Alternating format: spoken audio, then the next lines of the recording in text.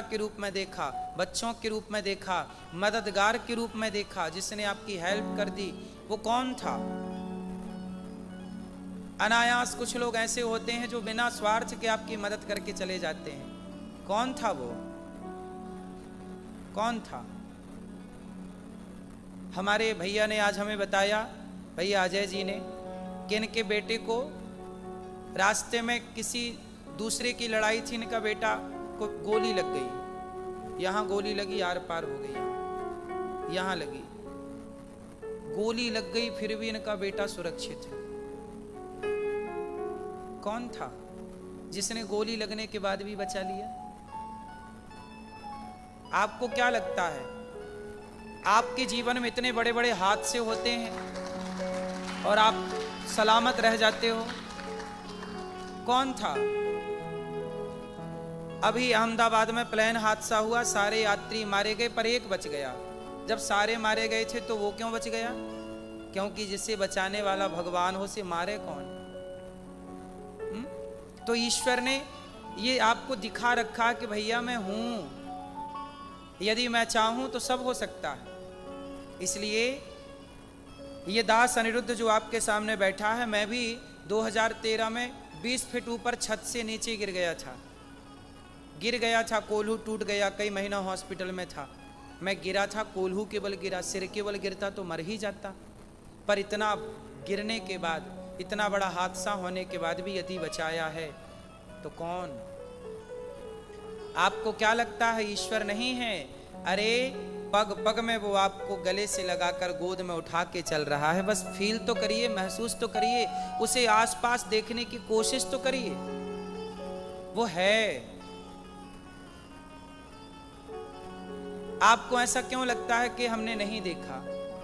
भगवान, पहली बात तो मैं आपको बता दूं कि भगवान को देखना है तो माता के रूप में दिखेगा, पिता के रूप में दिखेगा, गुरु के रूप में दिखेगा और विग्रह के रूप में दिखेंगे। आप सोचो कि आपके सामने बांसुरी बजाते आ जाएं तो इस कलिकाल में संभव नहीं है। आएंगे, अब किस रूप में आए ना जाने, किस रूप में नारायण मिल जाएगा, पता नहीं किस रूप में आकर नारायण मिल जाएगा। पता नहीं किस रूप में आकर वो मिल जाए, हमें पता ही नहीं लगता। इसलिए कहता हूं, सब में ईश्वर को देखना स्टार्ट करो। हम सबने भगवान को बार बार देखा, इसलिए पहचानो। अपनी माता में ईश्वर को देखो, पिता में, अतिथि में, गुरु में, सब में ईश्वर को देखने की कोशिश करिए। बात समझ में आई? और कभी ये मत कहिए कि हमने ईश्वर को नहीं देखा। सदा ये विश्वास से कहिए, कॉन्फिडेंस रखिए, हाँ हमने भगवान को देखा है, बार बार देखा है हमने, संतों के रूप में देखा है, भक्तों के रूप में देखा है। हर क्षण भगवान हमारे संग हैं। क्यों घबराऊं मैं, मेरा तो शाम से नाता है। जीवन की गाड़ी मेरी, जीवन की गाड़ी मेरी शाम चलाता है। क्यों घबराऊं मैं, मेरा तो शाम से नाता है। क्यों घबराऊं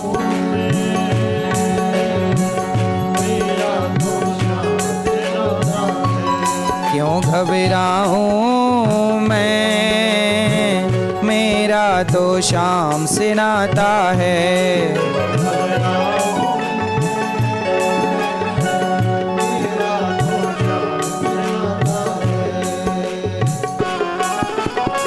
जीवन की गाड़ी मेरी, जीवन की गाड़ी मेरी शाम चलाता है। क्यों घबराऊं मैं,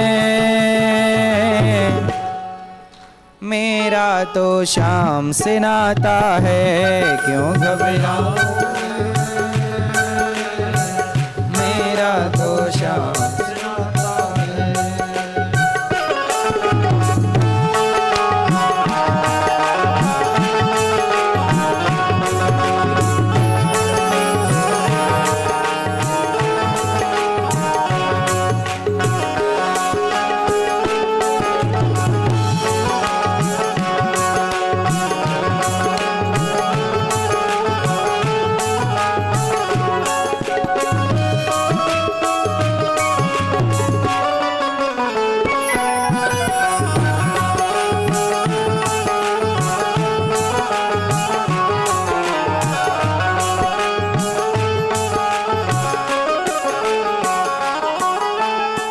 के बादल जब जब मंडराते, श्याम नाम लेते ही छट जाते। दुख के बादल जब जब मंडराते, श्याम नाम लेते ही छट जाते।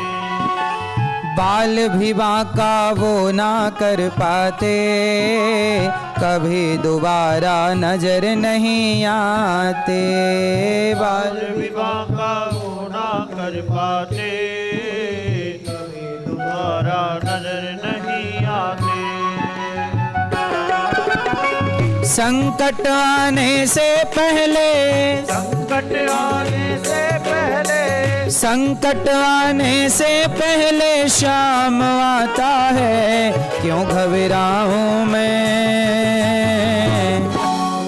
मेरा तो श्याम से नाता है। क्यों घबराऊं मैं, मेरा तो श्याम से नाता है। क्यों घबराऊं मैं, मेरा तो श्याम से नाता है। क्यों घबराऊं मेरा दोष का दुख है। पर आनंद का उल्टा क्या है बताओ? आनंद का कुछ उल्टा नहीं है, क्योंकि यहां सब सीधा ही सीधा है, उल्टा नहीं। इसलिए जो आनंद में जिनके जीवन में मिला सत्संग है, उन्हें हर घड़ी आनंद ही आनंद है। तो आनंद चाहिए तो सदा भगवान की शरण में। भगवान तापत्रय विनाशाय, भगवान 3 प्रकार के दुखों को दूर करते हैं। दुख कितने तरह के होते हैं? कौन कौन से? कितने प्रकार के दुख होते हैं? कोई तन दुखी, कोई मन दुखी, कोई धन बिन रहते उदास, थोड़े थोड़े सब दुखी, सुखी राम के दास। कोई तन दुखी, कोई मन दुखी, कोई धन बिन रहत उदास। सब दुखी हैं। सुखी कौन? जो भगवान की शरण में है। शरणागति सुख देती है। ऐसे भगवान को जो सारे दुखों को दूर करते हैं, उनको राधा सहित कृष्ण को नमस्कार करते हैं। शुकदेव भगवान को प्रणाम करते हैं। 88,000 संत बैठे हैं। नैमिषारण्य में सूत जी आए। शौनक आदि ऋषियों ने कहा, गुरुदेव हमें कथा सुनाइए, ऐसी कथा सुनाइए कि भक्ति ज्ञान विरागाप्तो विवेको वर्धते महान, माया मोह निराशश्च वैष्णवैः क्रियते कथम। हमें ऐसी कथा सुनाइए कि भक्ति बढ़े, ज्ञान बढ़े, वैराग्य बढ़े। ठीक है, हमें ऐसी कथा सुनाइए कृष्ण प्राप्ति करम शाश्वत, कृष्ण की प्राप्ति हो जाए, ऐसी कथा सुनाइए। सूत जी ने कहा ठीक है, हम आपको ऐसी कथा सुनाते हैं। सूत जी ने कहा, शौनक आदि ऋषियों सुनो, ये जो कथा आप सुनना चाहते हो, ये देवताओं को भी बड़ी दुर्लभ है। एक बार देवताओं के राजा स्वर्ग से आ गए। देवताओं के राजा कौन है? इंद्र। इंद्र आए, शुकदेव जी कथा सुना रहे थे परीक्षित जी को। शुकदेव जी से कहा कि आप ये परीक्षित जी को स्वर्ग का अमृत पिला दो और ये कथा का अमृत आप हमें दे दो।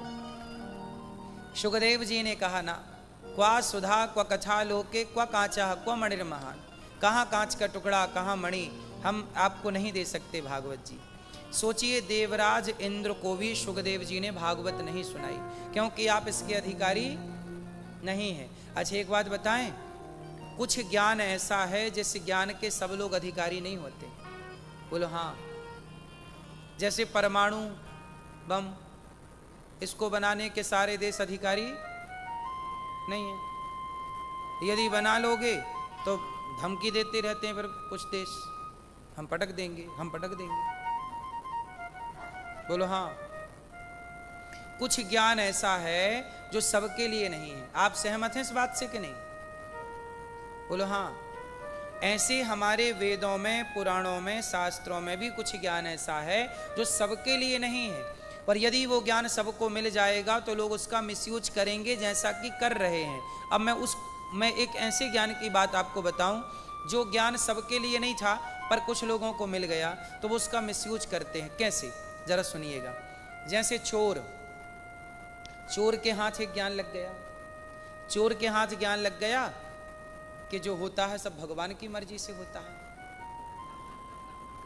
तब चोर चोरी कर रहा और बोल रहा नहीं भगवान की मर्जी है, उनकी मर्जी के बिना तो पत्ता नहीं हिलता। चोर के पास ज्ञान लग गया, जबकि चोर इस ज्ञान का अधिकारी नहीं था। अब चोर चोरी करता है और नाम भगवान का लगा दे, हे प्रभु आपकी मर्जी के बिना पत्ता थोड़ी हिल रहा है, जो हमने चुराया वो आपकी मर्जी थी। लो अब चोर हो गए भगवान और वो हो गया निर्दोष। अच्छा एक बात बताओ, सब कुछ भगवान की इच्छा से होता है, ये बात सही है कि गलत है? सही है। फिर चोर चोरी करता है तो किसकी इच्छा है?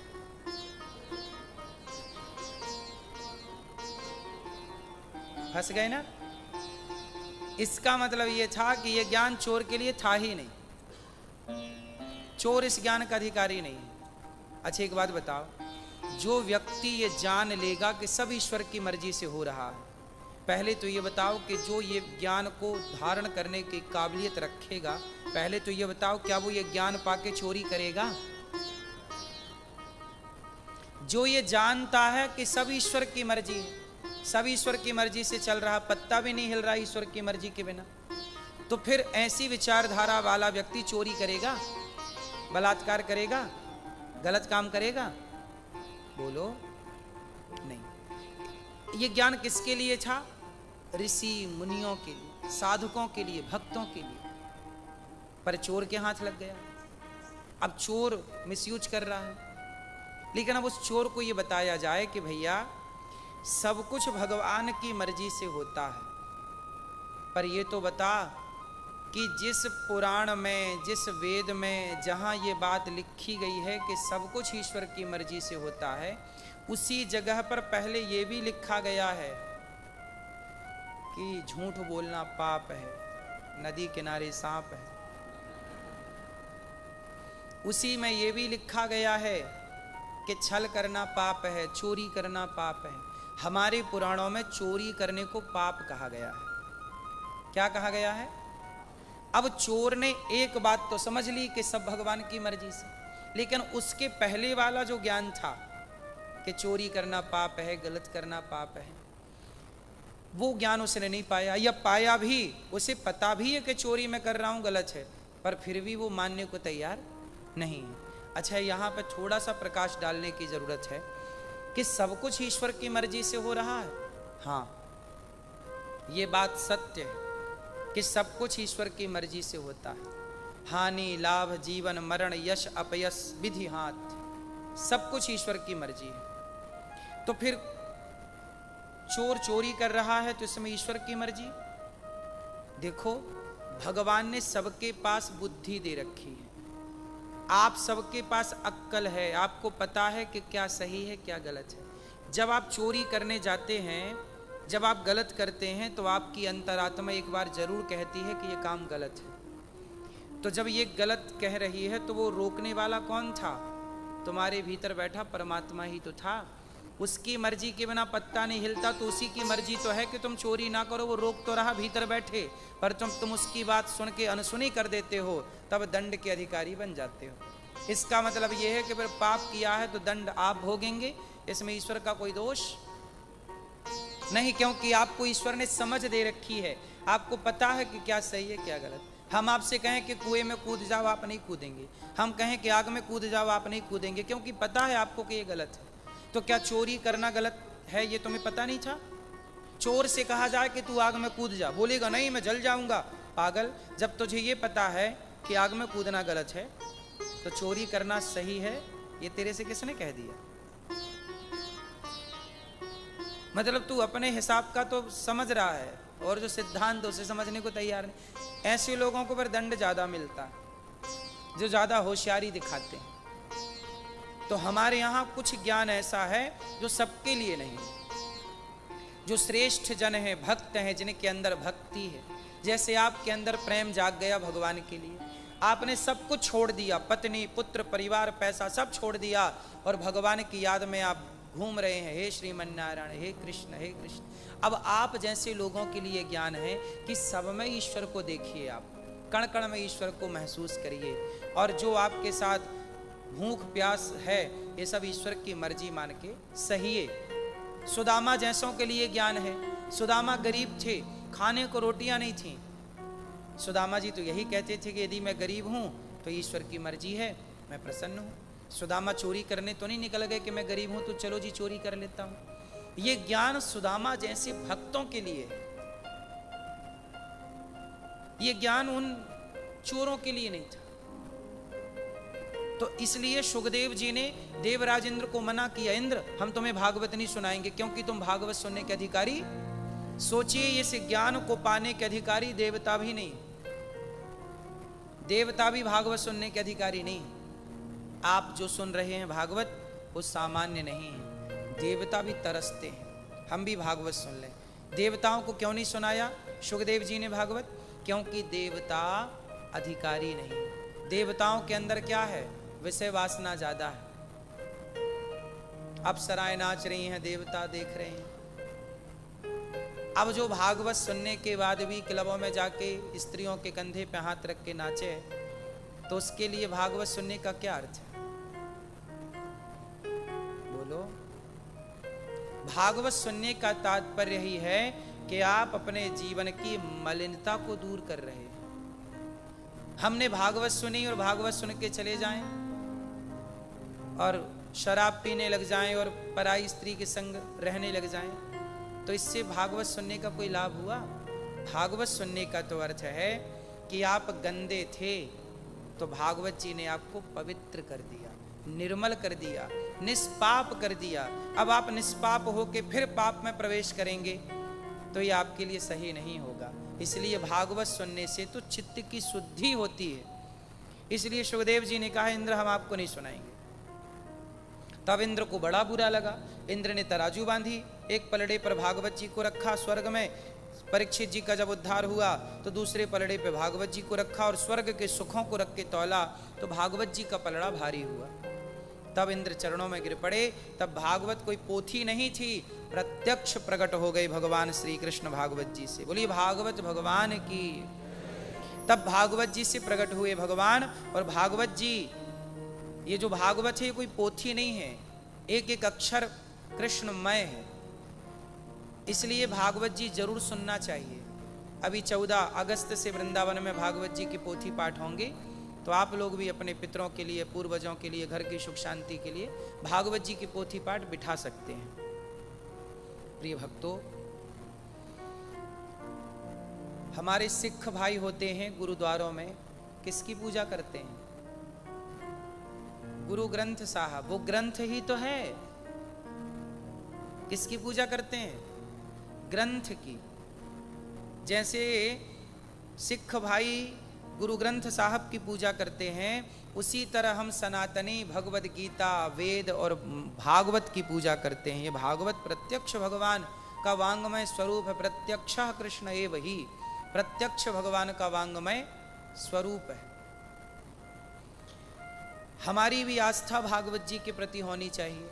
आप भी भागवत जी पढ़ा करो, रामचरितमानस पढ़ा करो, भगवत गीता पढ़ा करो। केवल हम रखें ना, हम पढ़ें, क्योंकि हमारे सदग्रंथ ही हमें जिंदगी जीना सिखाते हैं। शास्त्रों के हिसाब से चलोगे तो आप कामयाब हो जाएंगे। हमारे सनातन, हमारा देश सोने की चिड़िया था। हमारा देश क्या था? सोने की चिड़िया। क्यों?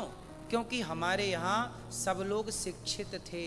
दुनिया जब पढ़ना नहीं जानती थी, तब भारत की स्त्रियां हों या पुरुष हों खूब पढ़े लिखे थे। उस आज से 2500 साल पहले, आज 2025 चल रहा है, 2500 साल पहले आद्य शंकराचार्य जी से शास्त्रार्थ एक स्त्री ने किया था। नाम था मंडन मिश्र की पत्नी भारती। अब सोचिए, आद्य शंकराचार्य जी से जब शास्त्रार्थ कर रही हैं तो वो महिला अनपढ़ तो ना रही होगी। इसका मतलब ये है कि हमारे भारत की शिक्षा का लेवल ये था कि उस कोटि का लेवल, उस कोटि की शिक्षा अब नहीं है किसी देश में या किसी जगह। तो हमारे यहाँ शिक्षा थी, तब ना हम विश्वगुरु थे। अब हुआ क्या कि हम लोगों ने पढ़ना ही छोड़ दिया। अब आपके बच्चे गीता नहीं पढ़ेंगे तो विश्वगुरु की श्रेणी में कैसे ये देश पहुंचेगा? हमारे यहाँ तो घर घर ज्ञान था ना। हम कोई ज्ञान की भीख थोड़ी मांगते थे किसी, भैया थोड़ा ज्ञान दे दो। हमारे यहाँ नेचुरल खून में ज्ञान था, हमारे ब्लड में ज्ञान था। बोलो हाँ, हमारे यहाँ सब लोग पढ़े लिखे थे। हमारे यहाँ पहले अनपढ़ लोग भी रामायण पढ़ना जानते थे। रामचरितमानस की चौपाइयाँ वो बात करते थे, तो वो रामचरितमानस की चौपाइयाँ कह कह के बात करते। देखो ये लिखा, देखो झूठ बोलना पाप है, लिखा नहीं असत्य समपातक गुंजा, बोलते थे। गीता का श्लोक बोलते थे, वेद की श्रुति बोलते थे। अब हम लोगों को एक भी श्लोक याद नहीं है गीता का। हम लोगों ने अपनी संस्कृति छोड़ दी। इसलिए कहता हूं, इन ग्रंथों को केवल पूजा करना ऐसा है, पूजा तो करो पर पढ़ो, स्वाध्याय जरूरी। इसी से आपके जीवन में पॉजिटिविटी आएगी। आज समाज में सबसे ज्यादा बीमारी पता है किस चीज की है? डिप्रेशन है, तनाव है, चिंताएं हैं। क्यों? आप लोगों ने गीता पढ़नी छोड़ दी, आप लोगों ने सत्संग करना छोड़ दिया, संतों की वाणी सुननी छोड़ दी, तो डिप्रेशन तो होगा, तनाव तो होगा। संसार को आप जितना देखेंगे उतना परेशान होंगे। इसलिए पैसे कमाओ, जो जरूरत है पूरी करो, और बचा हुआ समय भगवान के चिंतन में परिवार के साथ। इसी से आपका भला होगा। देवराजेंद्र का अभिमान टूटा कि वो भागवत जी को तौलने चले, प्रत्यक्ष भगवान प्रकट हुए, प्रणाम किया। अब सुखदेव जी राजा परीक्षित जी से कहते हैं, राजा परीक्षित जी से कहा कि देखो, नारद जी एक बार सारे तीर्थों में भ्रमण करने गए पर शांति नहीं मिली। नारद जी ने सब जगह सत्यम नास्ति तपः शौचम दया दानम न विद्यते उदिरम भरिणो जीवा बराकाह कूटभाषिणा। नारद जी एक बार सारी सृष्टि के भ्रमण में निकले, तो उन्होंने सब जगह भ्रमण करते करते देखा कि भारत में सत्यम नास्ति, दुनिया में देखा सत्यम नास्ति तपः शौचम दया दानम न विद्यते। आज मानो कली काल में सत्य बहुत कम बचा। आप लोग सच बोलते हैं कि झूठ बोलते हैं? दोनों बोलते हैं। ज्यादा क्या है? क्या है? झूठ भी कुछ लोग बोलते हैं, सच भी। मैं आपसे केवल ये जानना चाहता हूं कि चलो आप झूठ बोलते हैं, पर ये बताओ कि झूठ बोल के क्या पा गए आप, और सच बोल के क्या नहीं मिलता? क्या सच बोल के मेरा पेट नहीं भर सकता? कोशिश करिएगा कि झूठ की रोटियां ना, क्योंकि कोई ना देख रहा है तो भी तो ईश्वर देख ही रहे हैं। हमारे यहां सत्य की बड़ी महिमा है। तपः शौचम, इस कलयुग में सत्य कम बचा, तप कम बचा, शौचम। आजकल क्या है? बुद्धि हो गई है भ्रष्ट। क्यों हो गई है? हमारे यहाँ एक कहावत है, जैसा खाए अन्न वैसा रहे, जैसी राखो शुद्धि वैसी बने, जैसा पियो पानी वैसी बोले वाणी। अच्छा, ये सही है कि गलत है? जैसी शुद्धि वैसी बुद्धि, ये बात गलत है कि सही है? अच्छा एक बात बताओ, आज लोगों की शुद्धि बिगड़ गई कि नहीं? आज कुछ लोग, हम कुछ लोगों की बात कर रहे हैं, सबकी नहीं। कुछ लोग कैसे हैं कि बिना नहाए भोजन बनाने लग जाते हैं, बिना नहाए खा लेते हैं। लघु शंका जाओ, देखो हमारे यहां नियम क्या है, शुद्धि कितनी प्रधान है। लघु शंका जाना चाहिए, उसके बाद क्या करना चाहिए? 4 कुल्ला और पांव और हाथ धुलना चाहिए। यदि आप लघु शंका गए हैं तो 4 कुल्ला करिए, हाथ धुलिए, तब जाके आपको शुद्धि होगी। और शौच करने गए हैं तो शौच के बाद स्नान करना चाहिए। पूरा कर चुके हैं तो अर्ध स्नान करिए। कपड़े जो पहन के शौच करने गए थे वो चेंज करिए। यदि आपने, अब होता क्या है, लोग शौच करके आते हैं और उसी कपड़ों में घूमते रहते हैं, वही रसोई में घुस जाएंगे, खा पी लेंगे। इससे क्या होगा? अशुद्धि। आपको ध्यान रखना चाहिए, शरीर कितना भी साफ सुथरा कर लो सेंट पेंट डाल के, लेकिन शुद्धि किसकी चाहिए? मन की। अच्छा एक बात बताओ, जहां गंदगी होती है वहां मक्खी मच्छर अपने से आ जाते हैं कि मक्खी को फोन लगा के बुलाना पड़ता है? हाँ मक्खी आ जाओ, हाँ मच्छर भाई साहब आओ, यहाँ गंदगी है। जहां गंदगी होती है, मच्छर मक्खी वहां अपने से अपने आप आ जाते हैं। बोलो हाँ कि ना। उसी तरह जहां विचारों की गंदगी होती है, जैसे आप बिना नहाए घूम रहे हैं, धीरे धीरे क्या होगा, आपके विचार में गंदगी आएगी और वो गंदे विचार हो जाएंगे। कैसे गंदे? गंदे विचार किसे कहते हैं? जैसे यदि आप शुद्धि से रहते हो तो आपके विचार शुद्ध रहेंगे। आपके सामने कोई भी स्त्री चली जाए, आ जाए, आपका मन कभी उस स्त्री की तरफ जा नहीं सकता यदि विचार शुद्ध हैं तो। पर जब आप गंदगी से रहेंगे, बिना नहाए, आप लघु शंका गए, पानी नहीं, कुल्ला नहीं किया, शौच गए और नहाए नहीं, तो धीरे धीरे वो फैक्ट कहाँ पड़ेगा? विचारों पर। और विचार ऐसे गंदे होंगे कि फिर आप किसी भी स्त्री को देखेंगे तो आपका मन उस स्त्री की तरफ चला जाएगा, जो कि आपके मन को उस स्त्री की तरफ ले जाके नाश कर देगा। खेल किसका है?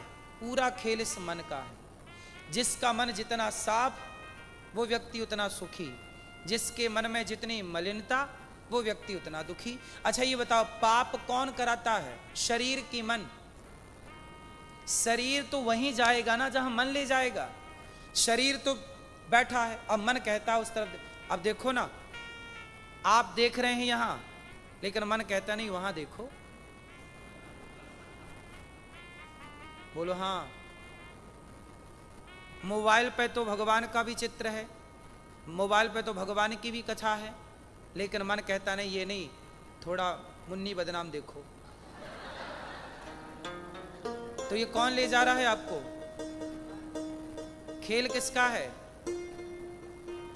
शीला की जवानी कौन दिखा रहा है? हैं? पूरा खेल मन का है। आप अपने मन से कीर्तन भी तो कर सकते हैं। बैठो, आपके पास समय है, सुनना, आपके पास समय है। आप चाहो तो अपने घर में एकांत में बैठ के 10 मिनट, आधा घंटा श्री कृष्ण गोविंद हरे मुरारी, श्री कृष्ण गोविंद हरे मुरारी, हे नाथ नारायण कीर्तन कर लो, कथा सुन लो। लेकिन मन कीर्तन की तरफ नहीं जाएगा, मन कथा की तरफ नहीं जाएगा। मन हमेशा गलत जगह जाता है। आपने नोट किया अपने मन के बारे में? ये क्यों? आपका मन कीर्तन में भी तो जा सकता है, सत्संग में भी तो जा सकता है। 2 घंटे बैठ के कीर्तन क्यों नहीं करता मन?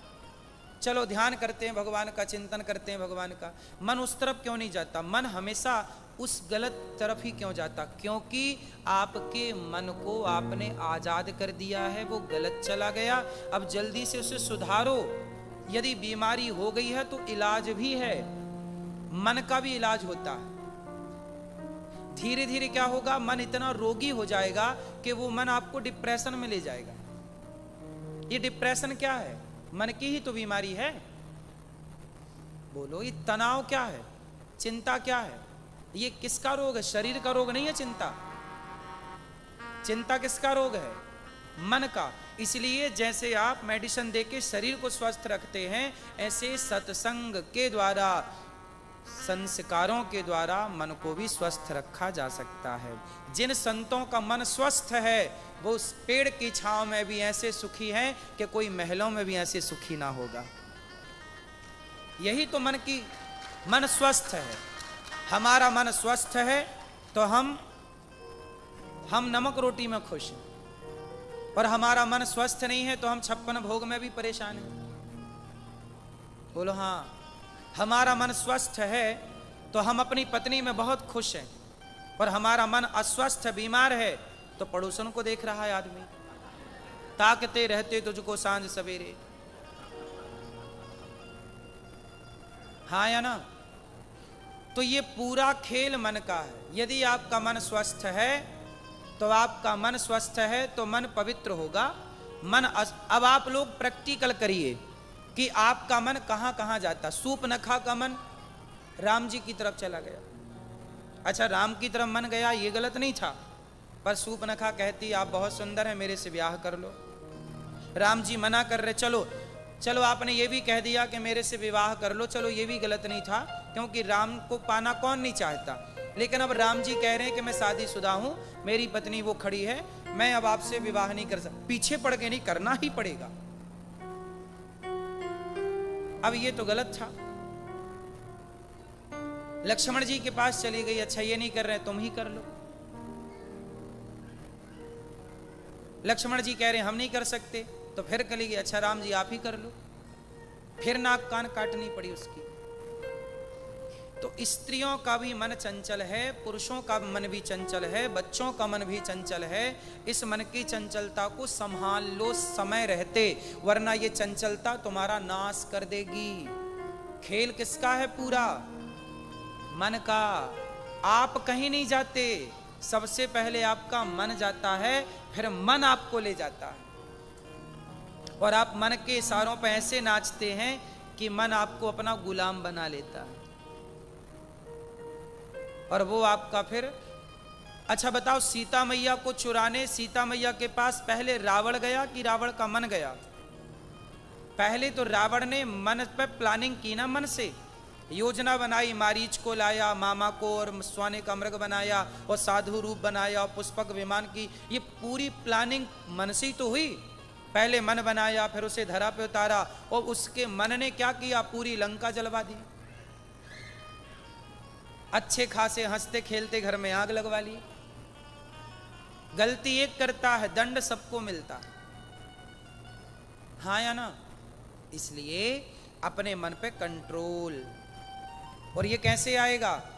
सत्संग से। जैसे शरीर की बीमारी का इलाज दवाइयों से, मेडिसिन से होता है, डॉक्टर करता है, ऐसे मन का रोग सदगुरु भगवान की कृपा से गुरु लोग, गुरुजन आपको कथा सुना सुना के, सत्संग में जब आप आते हैं, 3 घंटे आप कथा सुनते हैं, तो आपके मन के रोग दूर हो जाते हैं और मन बिल्कुल स्वस्थ हो जाता है। और मन स्वस्थ हो जाए तो समझ लो, जब पराई स्त्री में तुम्हें माता का दर्शन होने लग जाए, पराई स्त्री में तुमसे उम्र में बड़ी है माता दिखने लग जाए, बराबर में बहन दिखने लग जाए, और छोटी बच्ची में तुम्हें अपनी बेटी का दर्शन होने लग जाए, समझ लो कि मन आपका बिल्कुल स्वस्थ है और ठीक है। और मन में यदि कुछ और दिख रहा है, मतलब मन में खराबी। आप स्त्रियों में भी यदि आपसे उम्र में बड़ा पुरुष है, उसे आप पिता देख रही हो कि पिता रूप है, तो पिता देख रही हो तो आपका मन सही है। बराबर के पुरुष को भाई देख रही हो तो आपका मन सही है। छोटे को आप पुत्र मान रही हो तो आपका मन सही है। और आपने यदि 3 के अतिरिक्त कहीं और आपकी विचारधारा गई, कुछ और दृष्टि से देखा, समझ लो कि आपके मन में खोट है, आपका मन रोगी हो चुका है। सत्संग करके जल्दी से उसे ठीक किया जाए, वरना मन आपके प्राण ले लेगा, नाश कर देगा। जैसे रावण, जैसे दुर्योधन का मन अपनी सगी भाभी में चला गया। द्रौपदी बहुत सुंदर थी, पता है आपको? द्रौपदी कैसी हैं? बहुत सुंदर। अच्छा, द्रौपदी का रिश्ते में क्या लगा? दुर्योधन देवर। क्या लगा? देवर। और द्रौपदी क्या लगी? भाभी। तो भाभी हमारे सनातन में क्या होती है? माँ। तो एक्चुअली दुर्योधन की माँ हो गई ना द्रौपदी? बोलो हाँ, माँ हो गई, और दुर्योधन उस पुत्र हो गया। देवर पुत्र समान होता, भाभी माँ समान होती है। तो इस रिश्ते से दुर्योधन बेटा हो गया और द्रौपदी कौन हो गई? माता। लेकिन क्या कर रहा है? अपनी माँ के कपड़े उतार रहा है, क्योंकि उसका मन हो गया है गंदा। अपनी भाभी में उसकी नियत खराब है। कहता है इसके कपड़े उतार दो और मेरी जंघा पे लाके बिठा दो। भाभी को कह रहा गोद में बिठा दो। यही तो खेल मन का है, इसलिए तो नाश हुआ। मन पे कंट्रोल नहीं है। इसलिए कहता हूं, शुद्धि रखो, अच्छा खाओ, सात्विक खाओ, बिना भोग लगाए ना खाओ। अन्न में भी दोष होता है, भोग लगा के खाया करो। क्या खाना है, क्या नहीं खाना, क्या पीना है, क्या नहीं पीना, क्या देखना है, क्या नहीं देखना, हमारे यहाँ सब चीज में धर्म है। क्या है? धर्म। धर्म युक्त दृष्टि हो, धर्म युक्त श्रवण हो, कान। नारद जी कहते हैं कि सत्यम नास्ति तपः शौचम दया दानम न विद्यते उदरम भरिणो जीवाः बराकाः कूटभाषिणः। कलयुग में केवल असत्य ही असत्य बचा है, सत्य तो मानो चला गया। तो आप लोग क्या करेंगे? आज से लघु शंका जाने पर 4 कुल्ला, हाथ पांव और शौच करने के बाद स्नान पूरा कर चुके हैं तो अर्ध स्नान करेंगे। और बच्चों को भी यही सिखाएंगे, क्योंकि शुद्धि से ही बुद्धि अच्छी होगी, और शुद्धि बिगड़ी तो बुद्धि भी निश्चित बिगड़ेगी, है ना मैया?